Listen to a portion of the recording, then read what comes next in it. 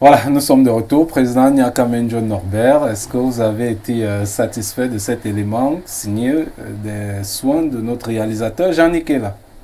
Oui, je vais dire que ça reflète parfaitement le résumé de tout ce qui s'est passé à Bankomo. Nous avons voulu innover, sortir des petites présentations dispersées au fur et à mesure qu'on avait un élément, deux éléments, qui parfois créaient la polémique. Nous nous sommes dit, bon, ben, on va aller un peu plus haut, faire les choses de manière beaucoup plus organisée. Un peu comme ça se fait également ailleurs.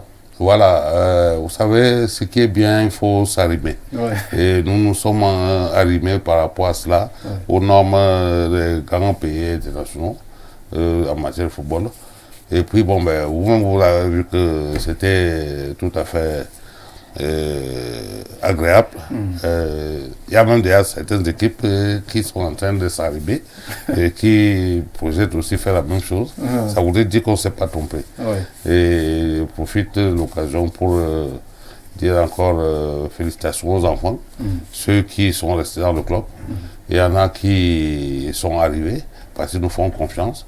On forme un groupe homogène. C'est la famille qui est en train de se reconstituer. Et je suis persuadé que, compte tenu de la technicité de ces gars, de leur talent, et puis la détermination, l'encadrement qui va aller avec, on va pouvoir faire une bonne saison. Ouais. Vous avez recruté également des joueurs à l'étranger, 3 Tunisiens, un Mengolo qui sort de l'Angola également. Et parmi les Tunisiens, vous avez recruté un international togolais qui a joué des Coupes d'Afrique des Nations. Il est international A avec l'équipe senior du Togo. C'est quand même du lourd. D'aucuns sont tentés de se dire que le président Nyakamenjo Norbert, c'est pratiquement un milliardaire.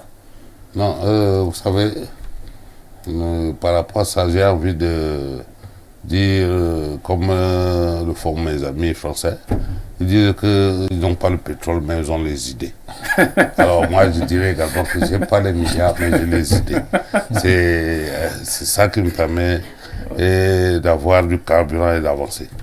Je ne suis pas milliardaire, mais si le destin a prévu que je serais milliardaire, je ne pourrais pas dire non. Je peux que dire merci d'avancer et j'attends le milliard. D'accord. Voilà. D'accord. Alors, Président, le cap est fixé pour la prochaine saison. Vous voulez au moins disputer les playoffs, c'est l'ambition du club, c'est ça? L'ambition, c'est le minimum. Il faut qu'on aille disputer les playoffs.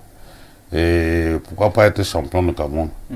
Et je vois comment mes amis du Coton Sport et particulièrement le président Sadoul, il doit être en train de se caquer, il se demande s'il a bien entendu.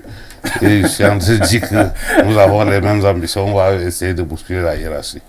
Parce que depuis des années, c'est tous les mêmes. C'est Coton, c'est PW, Coton, PW, Coton. Mais nous ne sommes pas dans le ping-pong. Nous sommes bel et bien dans le football. Et nous disons que nous avons l'intention de remettre en cause cette hiérarchie. Et de manière, je veux dire, honnête sur le terrain. Il n'y aura pas de manipulation. Si nous sommes à la hauteur, ça sera tant mieux pour nous. Si on n'arrive pas à atteindre les objectifs et que les enfants ont fait tout ce qu'ils ont pu faire pour pouvoir atteindre cet objectif, on prendra acte. De toute façon, il y a 2 trophées. Il y a celui des champions du Cameroun, il y a celui de vainqueur de la Coupe du Cameroun.